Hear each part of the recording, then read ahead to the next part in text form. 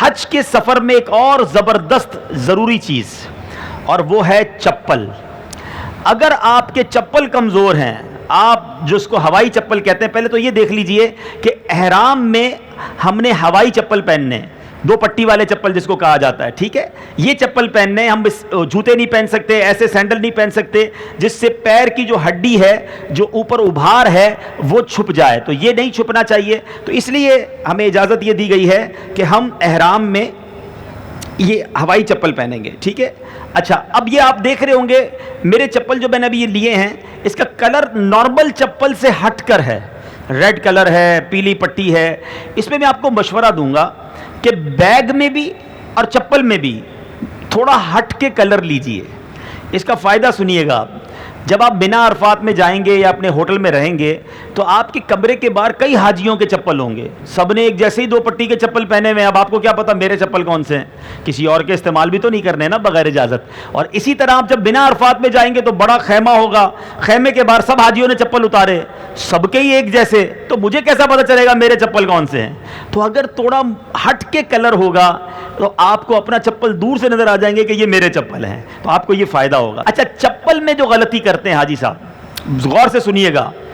یاد رکھیے، جس کے چپل اس کو کاٹنے لگ گئے نا منى عرفات میں یا مکہ مدینے میں، اس کے پیر زخمی کر گئے،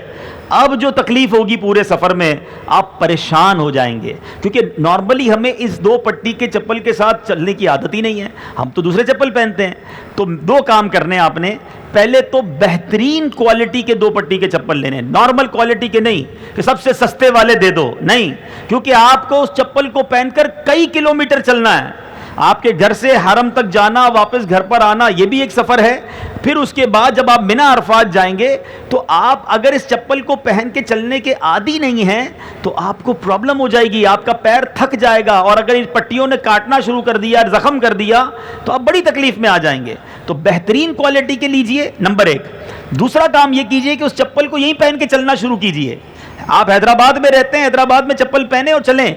اپنی گلیوں میں چلیں، حج پہ جا رہے ہیں نا، کوئی بات نہیں، چلنا شروع کر دیں۔ اگر یہ چپل آپ کے پیروں کو موافق نہیں آ رہا، دوسرے لے لیں، لیکن یہاں اس چپل کو اپروو کیجئے، چیک کیجئے کہ جو آپ کو ادھر تکلیف نہیں دے گا، انشاءاللہ وہاں بھی آپ کا ساتھی بن جائے گا۔ اور جو کوالٹی آپ کو آپ کے پیر میں مزہ دے رہی ہے، سافٹ ہے، چلنے میں تکلیف نہیں دے رہی، اس کے دو جوڑے لے لیں، ایک نہیں دو لے لیں، کہ یار دوبارہ ایسی کوالٹی وہاں کہاں ڈھونڈوں گا، کھو بھی جاتے ہیں، تین لے لیں، اس نیت کے ساتھ لے لیں کسی حاجی کو تحفہ دے دوں گا، تو انشاءاللہ ادھر روپوں میں ملے گا، ادھر ریال میں لینا پڑے گا، تو ادھر خرید لیں دو تین چپل، اپنی پسند کے لیں، بیسٹ کوالٹی کے لیں، تاکہ آپ کو تکلیف نہ ہو، چلتے چلتے اس کی وہ